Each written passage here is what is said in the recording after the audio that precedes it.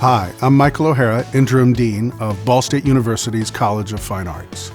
As Ball State University celebrates its centennial, I am proud of the impact the arts have made on our students, faculty, staff, and alumni, and in the broader community. Ball State empowers young artists with passion and purpose and helps them hone their craft. As soon as our students set foot on campus, they receive hands-on instruction from professors who are excellent teachers, mentors, and artists themselves. College of Fine Arts graduates are world-class musicians, visual artists, entertainers, teachers, and entrepreneurs, among other professions.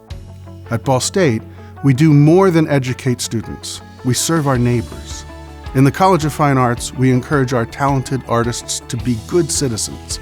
So you will see Ball State students display their art and perform at venues in Muncie and beyond. The David Owsley Museum of Art opens its doors for free to the campus and community. At the College of Fine Arts, we are as much a part of the community as it is part of us. Ball State's enduring values, excellence, innovation, courage, integrity, inclusiveness, and social responsibility, and gratitude have guided us throughout our proud 100-year history and will lead us into our bright future. Visit bsu.edu/100 and join us in our centennial celebration.